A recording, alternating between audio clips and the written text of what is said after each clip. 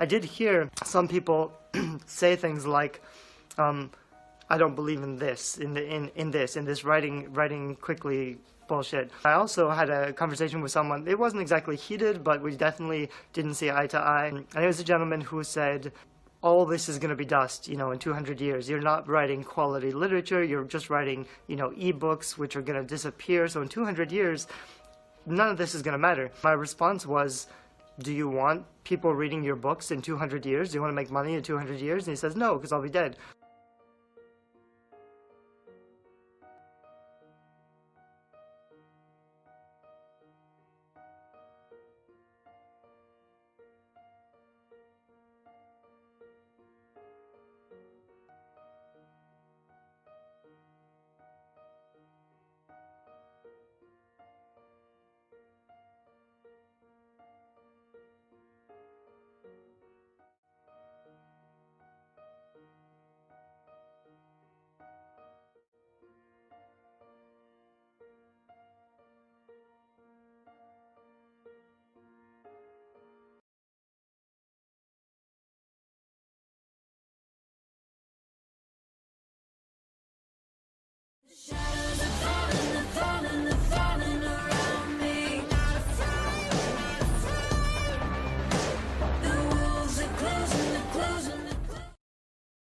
His ideology was he wants to build something that lasts. He wants to build something that's real and solid so that, for example, if his books are still selling in 200 years, his grandchildren could be earning money from his books. So he wants to build a legacy with his books.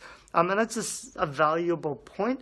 At the time, I was thinking I would rather sell a lot of books right now and make some money and buy a castle or whatever. That would be my way of building legacy. Like, I would turn ebooks into physical products because I'm putting the value out in one form and I'm getting it back in another form. Neither of us were right, except that part of the argument, part of the underlying belief system of people who think that it's better to write slowly is that writing slowly equals writing quality, and that if you write books quickly or you write lots of books to a popular market, then they cannot be quality books.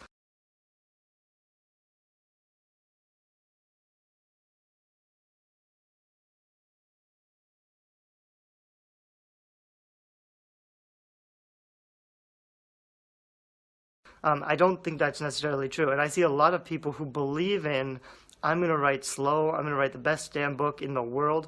I see a lot of those people who aren't actually writing better quality books. And by better quality, this is not something that's very difficult to define. I define quality as providing value to more people. And unfortunately, or fortunately, or whatever, the majority of people are not looking for that kind of high-quality book. So what he was talking about, like literature, like polishing the craft until the sentences shine and every sentence is beautiful, most readers don't care about that. Most readers will be bored by fancy writing or turned off by fancy writing, and all they really care about is story. So if you are writing sentences that 3% of the market are going to appreciate, you're ignoring the bulk of the market.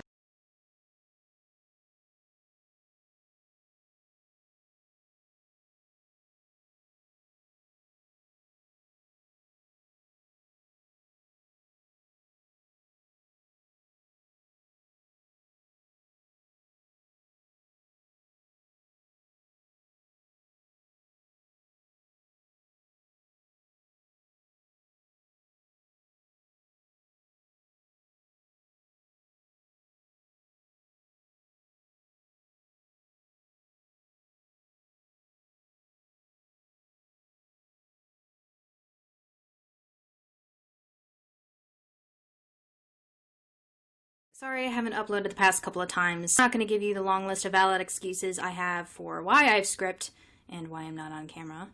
But considering that this is going to be another rant video, just consider yourself saved that you don't have to see the protruding vein in my fucking forehead. But to be blunt, I'm broke, and my computer is being a little bitch that decided I can either have good visual or good audio, but I cannot have both. Life's full of tough choices, isn't it? So, instead of forcing you guys to listen to this, Enjoy decent audio quality when my air conditioning isn't running in the background, and this profile pic I found randomly on Google Images that would be the perfect depiction of me and my channel. If I knew who the artist was, I would give credit, but when I found it listed, it was just listed as a stock photo, so I'm borrowing. Thanks to whoever made it. There's a little topic I wanted to talk about that seems to be the dip and sway of conversations on BookTube, AuthorTube, and in the writing community in general. Since my next couple of videos are more focused on the topic of fanfics, as well as like cookie cutter fiction, I thought I would start with this one since it feels like it's like ripping off the band-aid basically. This is obviously my opinion, bear in mind. I could give you a long disclaimer about how not all writers feel this way, and there are so many different ranges on the spectrum. I am coming from a different place, and I'm tired of feeling like I have to cut and curb and coddle people for fear of losing what few friends I have at the moment, and scaring off potential ones at that. You know, you're all fucking adults, or at least I'd assume so, given the number of times that I can say fuck in a sentence. Derek Murphy uploaded this video about a year ago, and it is the topic over basically, you know, quantity of books over the quality of your books. And I feel like there is a division between writers who are more into the artistic side of it, and writers who see more so the business side of it. And the reason that I wanted to bring this up, aside from myself just getting fucking heated because I am on the opposite side of the spectrum, there's a reason I wanted to bring this up for all of the more so artistically focused writers out there who are more serious about, you know, mastering your craft and being dedicated to the actual writing instead of looking at the numbers. This is what we are up against. A lot of people, readers and writers alike, lacking in the appreciation for the art itself, and they're kind of missing the whole point. This is poetry, my brother. On death, by the incomparable, yours truly. The world is the nurse of all we know. This world, the mother of all we feel. And the coming of death is a fearful blow to the brain, unencompassed with nerves of steel, when all we know, or feel, or see, shall pass like an unreal mystery. Instead, they're just focused on the numbers, and it has turned into not only a follow-for-follow game, but how many sales are you having? There is a reason that you care so much about your books. There is a reason that you care so much about your writing. But make no mistake, I'm not intending for my channel to be a drama channel. The stigma against it is that what fuels the nasty loop of molehill mountain making that seems to make its rounds on BookTube and AuthorTube is confused with conflict and people who are actually stepping forward where otherwise they are silent and putting forth a perspective that is rocking the boat, so to say, that is shaking up their world a little bit and causing them to have to see things in a different light. People do not like that. They have never liked that. History will tell you that over and over and over again. People have been stoned to death because of the fact that they have presented just new ideas that scared people. Books have been put out to print, have been banned because they proposed simply ideas in a fictional world that scared people to the point where there was mass hysteria, and they told the publishing companies to stop publishing it. But 50 years later, they would reprint it because that future generation was ready for it. I do, in a sense, understand the business standpoint. I understand that there is nothing wrong with wanting to make a living out of writing. We all want that as writers. We all want to be able to provide for ourselves. We want to be able to live by our pen. I think we can all agree on that in some aspect. Last year when I found Heartbreathing's channel, and her video boasted about the 500,000 books she sold in roughly 5 years. And that's a lot of books, a lot of ebooks, and you can make a lot of money off of that, about a non-stop vampirical romance that I assumed was a form of chain writing.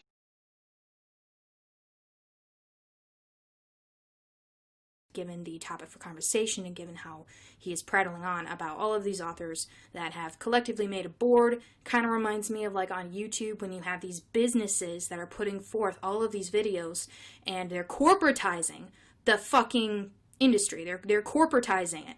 You know, they've turned it into an actual business. They have taken the whole point away from art because they are following a cookie cutter recipe, and they have actually, they're just focused on bringing in the cash. That's the only focus, and that's the only goal there is, and he's admitted that several times in the video.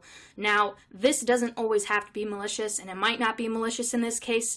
As he said before, they all love to write, they all enjoy writing, but what pisses me off is when they take the condescending tone and the fact that they don't want to take the time to actually perfect their craft, which tells me they do not actually give a shit about the writing. And coming from the opposite side of the spectrum, where I give all the shits, I find that just, it's a disgrace. This explains why there are so many fucking books that I get frustrated with, and I know that you guys are probably going to be pissed off in the future because most of my reviews of books are very, very negative, and it is because I get so frustrated because I see the potential and I see what these books could have become and how good they could have been if they'd just been developed, if they've gone through a few more drafts, if the writers had took the time to care and just think a little bit more, it could have been so much more. There are a shit ton of books out there, and they're getting pumped out so much faster.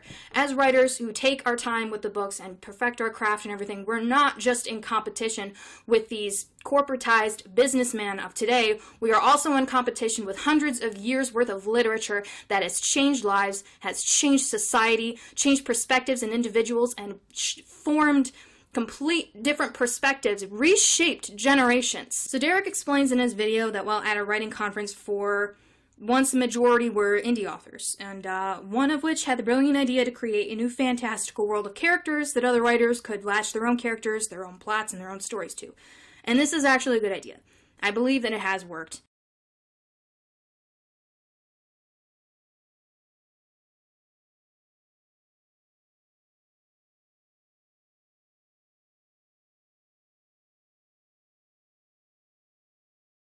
They're well aware of the marketing and how to get their books out, so they've done fairly well, and they are pulling in a shit ton of money. He claims that these writers are making up about 30% of the Amazon Kindle store, which, in case you don't already know, the KDP is a form of Amazon publishing where you can upload your manuscripts, direct-to-publish, print, ebook, etc. And this is a great idea. It sounds like a great idea, and I was with this guy for like the first 5 minutes. Until he brought into questioning, the one particular writer who was more concerned about the quality of his book than how many books he's pumping out. And this is where the issue where the NaNoWriMo was concerned, because tension has been rising in the AuthorTube community to make book publishing a competition. If you were to publish one book a year, say, and sold 5,000 copies for just $1 back, which you would get more, but let's underestimate here, that's 5,000. Holding on to the sales of the last, now that what you've published your books by the month instead, or by the year, or even every 3 months. There are more than enough videos on YouTube that also warn against this idea, because plenty of writers have gotten into it purely for the money and come out broker than broke. And I've personally read some half-decent material for one woman who, quit working for a year, maybe 2, and she attempted this. Even though she had like 6 books out, she couldn't make enough back even for the cover art. It's a hard pill to swallow, but it can be very difficult to do if you don't have the support, the connections, or the finances. So this doesn't always work, but what about the books that do?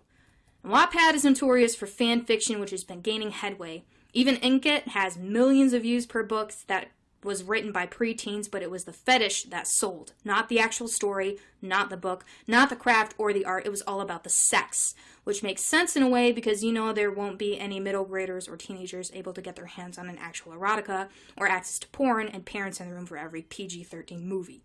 But an innocent writing app for kids, there's no harm in that.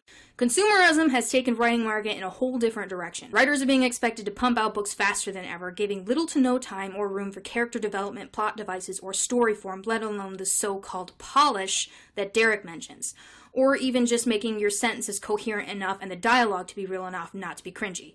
Looking at you, Cameron Jace! There's no question in my mind, or any writers for that matter, we are well aware there is power in words. There's a power in the pen. The power to change perspectives, change the world and the way it thinks for better or for worse. Some have used it for evil, fully capable of brainwashing masses to fit their agenda.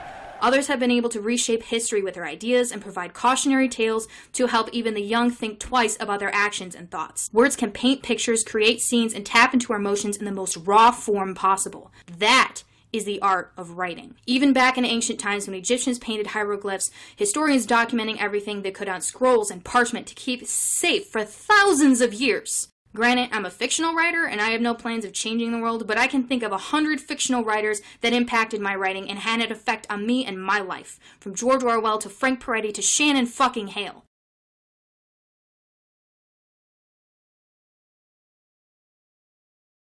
And if they had been told they were fools for writing what they loved because they loved it rather than focus on providing for their own, I don't know where my writing would be today without their work. As writers, I mean real writers. I mean serious, gut-wrenching, soulful, hungry writers. This should make you mad.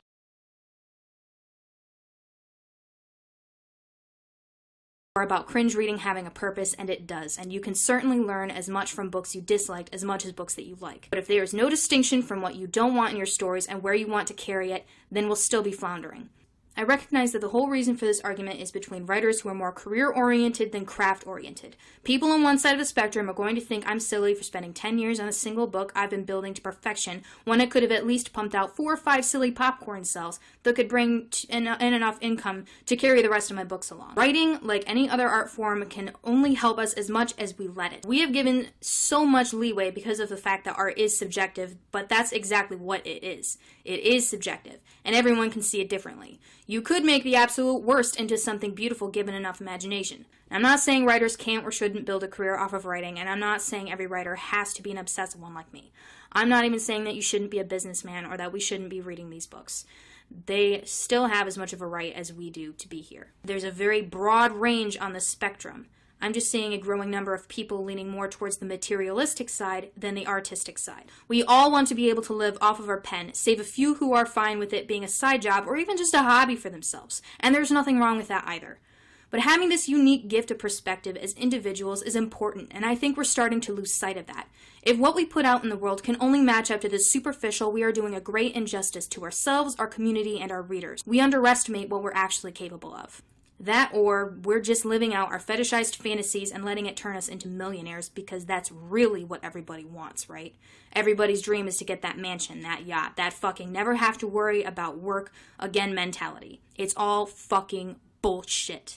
There will always be something to worry about. Some people will trade the most valuable part of themselves for the most invaluable things, and it's turning this world into a fucking nightmare. Mary Shelley's The Last Man was met with mass hysteria because people deemed it too offensive. They demanded it be taken off shelves. They stopped publishing it outright, but it came back in the 50s booming. So what about the 3%? What about the future generations that could be potentially shaped for the better by new ideals and talking points? Let's just screw the 3%. It's only $5. It's only one little girl who's forced to figure out everything about writing by herself with only her favorite books and idols to look up to for guides. Let's just forget about it. It's just one person. It's just $5. This is where our frustration lies, on the other side of the spectrum, because the dreamers and the true artists are met with a daunting reality day in and day out and constantly being told our works are for nothing, that art isn't important. Our books don't matter. It's just mediocre entertainment at best, but don't feel bad because you're not alone. And if you're an artistic, dedicated, advanced writer attempting to master your craft despite the hourglass of time and the shitty jobs that you have to work, but you do it anyway because you love to write. You love your craft. You're not alone. Your writing matters. You matter. And your book could be capable of so much more than you realize simply because you're not satisfied. You're not settling. So forget the numbers and finish your book. And make it an awesome book. Not just good, or good enough, or mediocre because you've given it too much time already. See it through, because you deserve to have as much credit given to you, and your stories and characters deserve to have their potential seen all the way through. Make it great. Mr. Mooney wants anyone in here who's even tangentially famous. He thinks it sells more books. That's sad. People buying books because of what's popular, not because they want to be moved or changed in some way. Yeah.